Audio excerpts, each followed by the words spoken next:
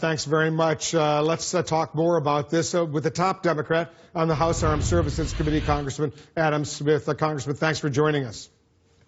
Thanks, Wolf. Good to be on. All right, let's talk a little bit about this extreme vetting process. The president says it will be very vigorous. Are you okay with the U.S.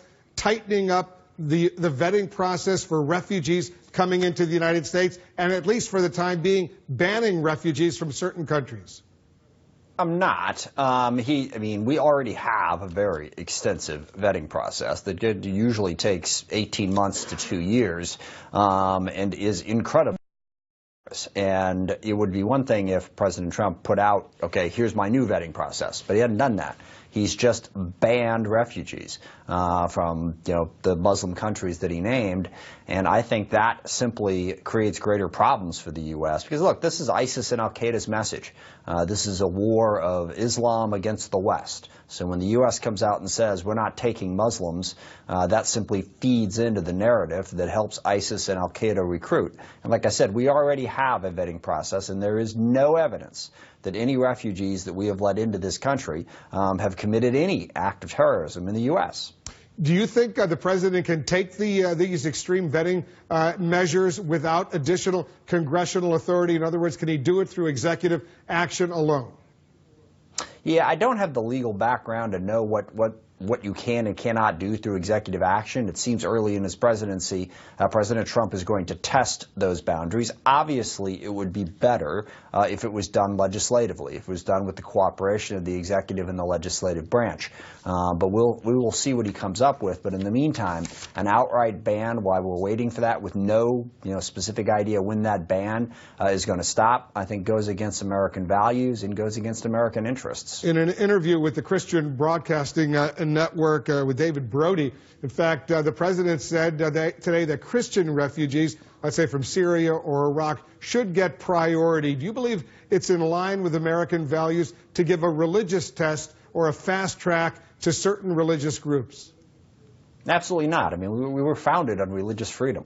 And if we are going to be successful in fighting against ISIS and al-Qaeda and other Islamist extremist groups, we are going to have to make it clear that our fight is not against an entire religion. It is against the extremists within that religion. In fact, we are going to need Muslim allies more than anybody else if we're going to be successful in this fight. So if you lump them all together and say they're all bad, like I said, that just makes al-Qaeda and ISIS very happy, makes recruitment easier, and drives that wedge and starts creating the clash of civilizations that I, for one, want to avoid. But you understand, Congressman, why a lot of Americans believe extreme vetting of refugees coming into the United States will protect them. I do. I think in large part it's because people aren't aware of the vetting process that already exists. And again, they're not aware apparently of the fact that we have not had terrorist attacks from refugees. Gosh, you think of all the shootings that have gone on in the U.S., most of them have been committed by U.S. citizens. So, we have a strong vetting process in place already.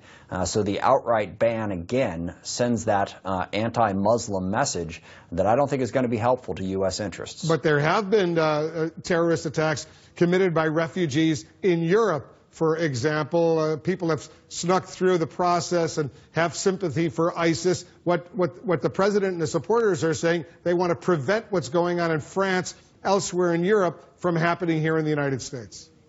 And I completely agree with that. But Europe doesn't have the same vetting process that we have, and I think the track record shows that. And again, if the president had come out and said, look, here's what's wrong with our vetting process. We don't do this, we don't do that. I mean, he's had plenty of time to look at what our vetting process is. He can describe it and tell us what's wrong with it. That's not what he did. He just said, nope, we're not taking any more refugees until further notice. And again, I do not think that's in our best interests. You're the top Democrat of the Armed Services Committee. I want you to listen to what the president said today about the use of torture. Listen to this. We have a great general who has just been appointed Secretary of Defense, General James, and he has stated publicly that he does not necessarily believe in torture or waterboarding, or however you want to define it. Enhanced interrogation, I guess, would be a word that a lot of people would like to use. I don't necessarily agree, but I would tell you that he will override because I'm giving him that power. What do you make of that? Well, first of all, I'm very glad that Jim Mattis is the Secretary of Defense. I've worked with him very closely in many of his previous posts while I was on the Armed Services Committee. I think he is a very smart man and very capable, and it is good that he is in the place that he is. To have a Secretary of Defense with Jim Mattis's credibility to sort of balance out some of the more extreme statements and positions that the President has taken is a positive. But also, extensive studies have been done on this. And basically, torture doesn't work. Interrogation works when you do it in an entirely different way. And we've had this researched and studied all over the place. It isn't even effective in terms of getting information, because when you're torturing someone, they'll pretty much tell you whatever you want to hear.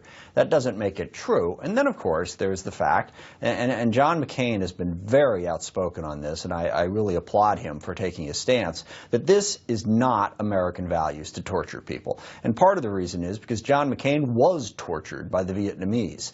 He knows what it's like, and he knows that it's not something the United States should engage in on a value basis alone. But beyond the value basis, Jim Mattis is right. It doesn't work. It's not the effective way to get information out of suspects. So it makes no sense whatsoever. And I guess I can be glad that President Trump is yielding to Jim Mattis's greater experience and greater expertise on this issue. Congressman Adam Smith, thanks so much for joining us. Thanks.